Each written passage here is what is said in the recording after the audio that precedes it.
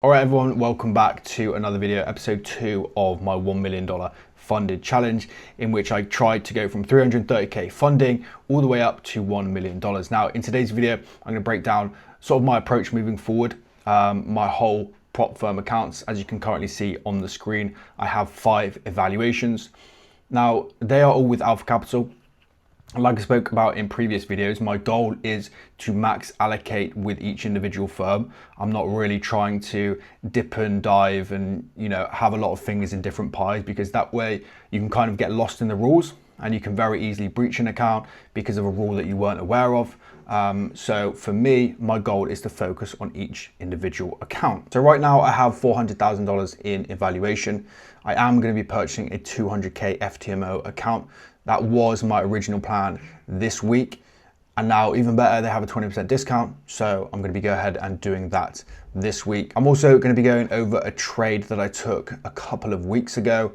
I have been away in Greece and have been very busy this June. So I've not really been super active with trading. And that's something that I really want to focus on moving forward, because my approach is somewhat scarce. My goal is to up my frequency without, negatively affecting my edge too much. So looking at all these accounts, we have 3 100Ks and then 2 50Ks as well. A couple of 100Ks, again, you can just see on the screen the returns are slightly different, minus 1.6, minus 7%, minus 3.4, and then the other 50K is up 3.4%. And one of them is still flat. I am yet to trade. So what I want to do is actually just jump into the charts and actually break down this recent trade that I took on my 50K Alpha account, which is now sitting at about 3.4%. Target for this one is 8%. So I only have about 4.5% to go to pass phase 1. And then obviously we'll be on to phase 2. Risk for all these challenges is 2%.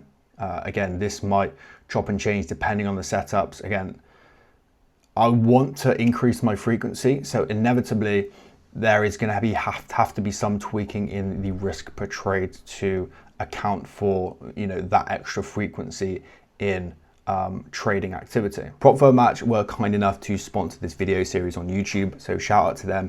Anything you need to know about prop firms these days, whether that's reviews, payouts, where they're from, the number of years in operation, what platforms they have, the max allocation, the best discounts, all of this information can be found on propfirmmatch.com. So check out the link in the description, and thanks again to Prop Firm Match. So let's just jump right into the charts here. And this was taken on euro dollar back in, let's have a look. If I remember correctly, it was back on Tuesday the 9th of June. Yeah, so it was a long Tuesday the 9th of June. And let's talk about it. Let's kind of go through my thought process here. So everything kind of starts on the daily and weekly for me. If I look at the daily chart, let's just delete all of this. We had Monday's open, and the key thing for me here when I was looking at this Monday open was the sweep of previous weekly low. So we had Monday sweep, Friday low, again, previous weekly low, and then close inside of that range, close above previous weekly low. So then my anticipation is for us to target internal range liquidity. Because we've swept external, the goal then is to trade towards internal range liquidity and then back to external range liquidity. So we had this Monday high to target, and obviously the bearish fair value gap within there was also a key target for me. Then dropping to the 1 hour, things start to get a little bit clearer. So Monday, again, opened a bit lower, swept, like I said, previous weekly low, and then we started to kind of have a swing failure close down here. Now, these were some high risk buys here, which I did not take. We rejected this weekly open, and then we started to flip these bearish arrays with bullish arrays. So that to me signaled that a pullback was highly likely and highly probable, again, just to target these Monday highs. So I'll draw a bit of analysis here. So we had this inversion on the 1 hour, and then price swept this inversion during Asia on Tuesday morning, which is where the long came in. And then again, it started to displace higher. So confirming to me that price wanted to target these Monday highs up here, that being the internal range liquidity. So when I dropped down to my execution time frame, which was, it was actually on the 5 minute, but 15 was where the main idea happened. So Asia, we obviously had a sweeping of these previous lows within that H1 inversion. So that's fine. I don't really expect Asia to get swept at that point. I expect Asia low to be the low of the day. So as we trade higher, here you can see we have previous daily high up here. So during Frankfurt Open, you know, pre-London here, we had price trade high, displaced higher, come back down, and then trade back up towards previous daily high. Again, not reaching previous daily high. Now, what I was looking at was this bullish order block here, which we had. I'll do this actually in green so it's a little bit clearer.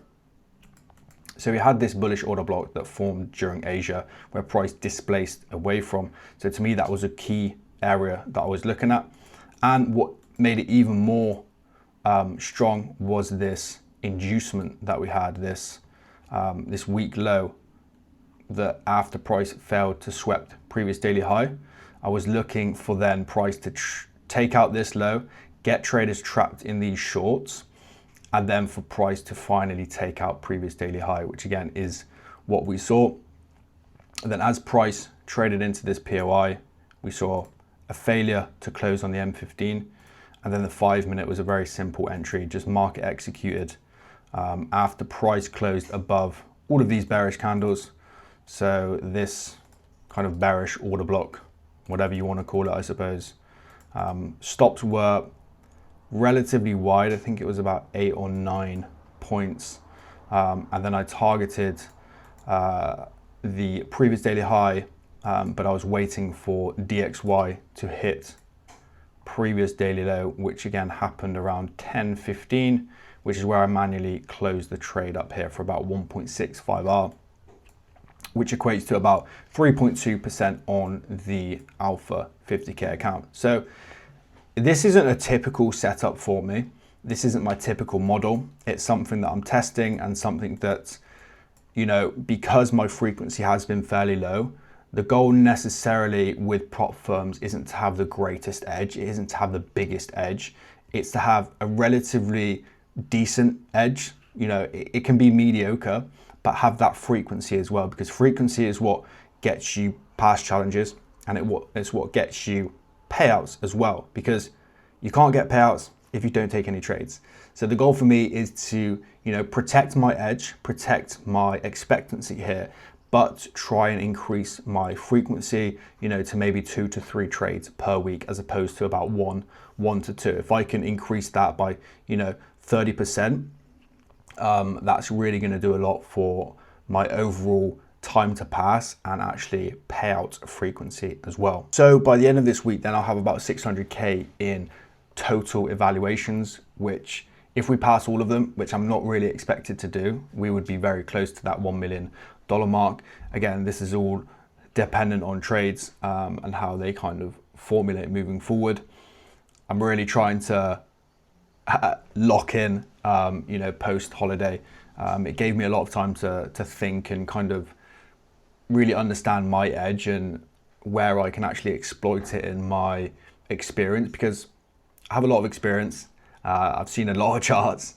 I spent a lot of time on my mindset and very much feel like I can exploit that a bit more. You know, I have a very mechanical approach and a very systemized approach, but there are inevitable drawbacks to that. And, you know, I feel like I can do more. You know, I'm very much aware of not pushing the button too much, because again, that can cause problems later down the line. So I'm trying to do things one thing at a time and keep it smart, calculated. So it's going to be really interesting moving forward to see these trades that I take. And obviously, let's see how the rest of June goes, and obviously moving into July, this summer period, which typically I'm actually pretty good at trading. Again, just based on my model, I quite enjoy trading range bound markets. So yeah, let's see how the next few months goes. Stay tuned for more updates, and I'll see you soon.